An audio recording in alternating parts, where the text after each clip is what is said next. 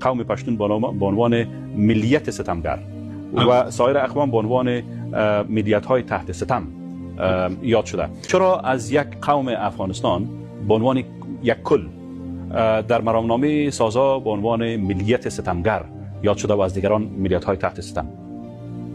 به همین دلیل خیلی روشن که طاهر بدخشي ولی پارسی ژبه ته تاجکانو ته ایرانیانو ته ډیر مقدس ده او حتی د پیغمبر حیثیت د انسان ته وربخي. دا ځکه طاهر بدخشي یو حزب جوړ کړی په نوم د حزب ستم ملي. د ټول کتابونه نوشتي او مقالې همدا دي چې مکمل د پښتون قام ستمګر دی. یعنی د تازه زیږېدلي ماشوم څخه شروع تر سپینګیري پورې دا ټول وایي ستمګران دي. همداسې ښځینه ستمګري دي، ماشومان ستمګر دي، ځوانان ستمګر دي، سپینګیري هم ستمګر دي. هغه بیچاره کوچی چې یو غر کې اوسېږي هغه هم وایي ستمګر ده. هغه مظلوم دهقان چې یو کلي کې هېڅ حکومت نه پېژني، هېڅ سیاست نه پېژني، هېڅ قوم نه پېژني، وایي هغه هم ستمګر ده. ده باید دا کوله وایي د پښتون په وینه کې وایي ستم ده، زیاتی ده، ظلم ده، جبر ده، قتل ده او وحشت ده او ویره ده. د ده نظریه وه. ځکه تاجکان د انسان د تقدس وربخي او بل اخره د خبرې په خپل ژوند کې عملي کوي.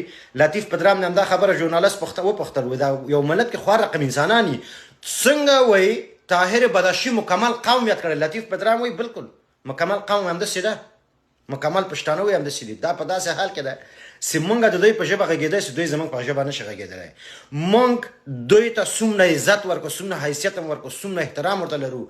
پښتون بالکل متعصب دی نه، خو دا خلک دغسې ټاپې لګوي او دا ټاپې بیا ترجمه کوي د کتابونه خارجیانو ته نورو نورې نړۍ ته دا وربیایي چې پښتانه داسې دي.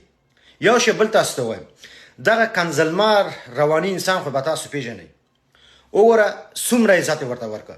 یعنې هر څوک چې پښتون وکنځي، هر څوک چې پښتون ته توهین وکړي، هر څوک چې پښتون ته تحقیر وکړي، دوی په دستجمي شکل باندې هغه سړی سپورټ کوي، هغه ته قدر ورکوي، هغه ته عزت ورکوي چې انډیواله بیداره سه نور هم پښتون ته توهین او تحقیر وکړه.